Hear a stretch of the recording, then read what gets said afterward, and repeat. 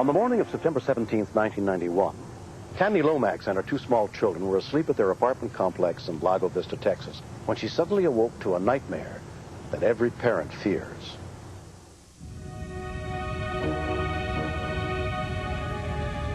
Apparently the mother was asleep in bed with her 3-year-old son. And she awoke to find that the room was full of heavy smoke and heat. Come here.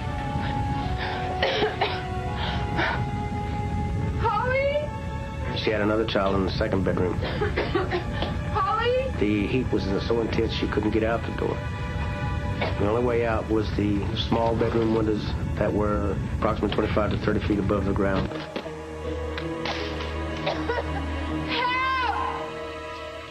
Apartment manager Gussie McBride had just returned home from her morning walk. I was in my office and I heard someone calling for help. I saw Tammy hanging out the window and with smoke coming out, and it like just scared me to death. Can you get to the kid? She was very scared that she wasn't going to get out, and she was really concerned about the little girl because she was in another bedroom. Can you get out? No, don't jump. And she says, I'm going to jump. And I says, no, don't jump. Let me go call in. Hold on, I'm going to go call the fire department. The smoke was really boiling out the window, and it really scared me because I didn't know what I was going to do because I knew it was going to take time for the fire department to get here.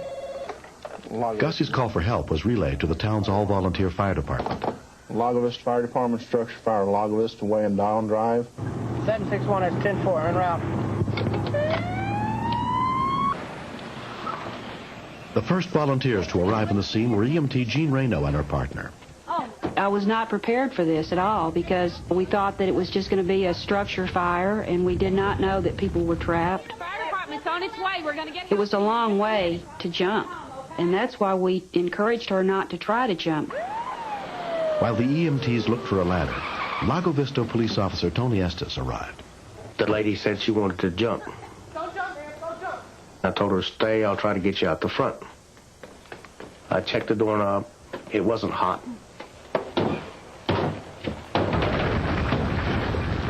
There was heavy smoke and heat, very toxic. I could see approximately 2 to 3 feet. There was no way I could get in the front of the apartment. I needed to get him out and get him out quick. That's when I thought of my patrol car.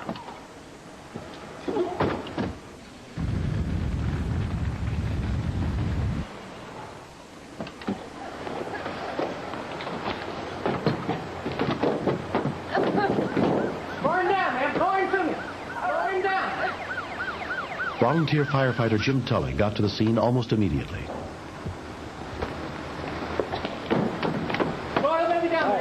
She was willing to lower the child down to us, but he was putting up a struggle. The building itself was almost to the point of flashover, which basically means that everything in the building was to the extent of becoming so hot to where even the air catches on fire. Come on. Right here. Come on. Lower him down. Come on. Lower him down. Grab your head, Michael. I know if I was that young, being held out a 2-story window upside down, I'd be pretty scared myself. Come on. There you go. We got him. All right, we got him. All right, we got Take him down. Take him down. Take him down. I told the lady to turn around and hold on to the window and lower herself down, and I would catch her. Hold the window still. Lower yourself. Lower yourself. We'll catch you. Lower yourself down slow. Lower slow. Slow and easy. We'll catch you. That's it. We'll catch you. All right. Okay, we got you. Turn loose. Okay. Coming down off the patrol cars when she told me she had another baby that was trapped in another bedroom. 761 PD, we still have people in the fire. I looked up at the window where the other baby was supposed to be, and I couldn't see anything. But I really didn't think we'd get the baby out. I didn't think that we had time. Well, just come on over here. It was just an awful feeling. I just wanted to hurry up and get her out. Give me the ladder. Give me the ladder.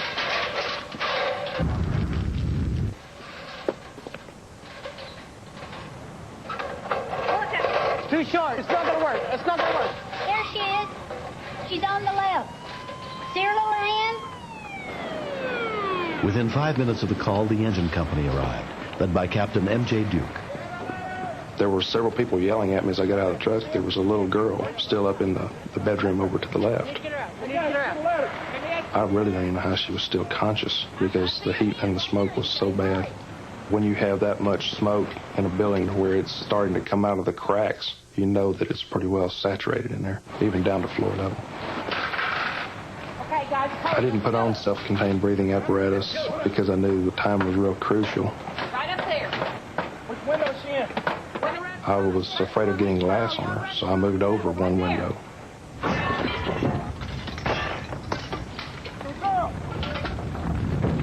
When I heard the thump, it sounded like something falling off the couch. My heart about dropped because I was afraid that she might have fallen and might not be able to get back up. And I knew there was no way that I could reach her from where I was had she fallen off the couch. See her? I can't see her anywhere. Here, little girl. Come over to me. All I could do was stand there and wait for him to get Holly out. I actually thought, she's not going to make it. We're over here together and we're going to get out and she's not going to get out. It was... I didn't even want to think about it. Keep trying him, Jay. Foam rubber, when it burns, puts out cyanide gas. I know every time I put my head in the window and started calling for her, when I came back out, I was coughing and choking. It was really thick. Gotta be right in there. All of a sudden, she stood up there in front of me. I got her. Come on. It's okay. She didn't even look like a real child. She looked almost like a baby doll that had a lot of soot on it. It's okay. It's okay. You're Once I got her down below off the ladder, she stopped breathing.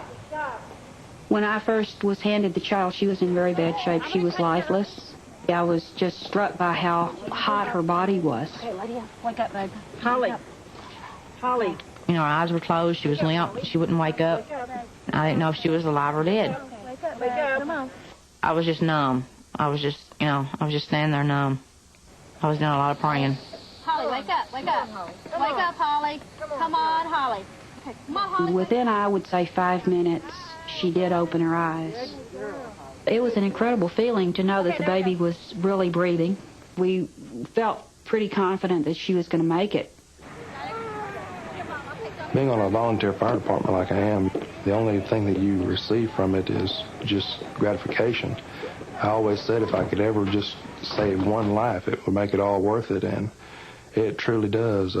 When I pulled her out, I couldn't have felt any better if I'd been handed $1 million. Tammy Lomax and her 2 children were treated and released the same day. According to fire investigators, the blaze was caused by a smoldering cigarette.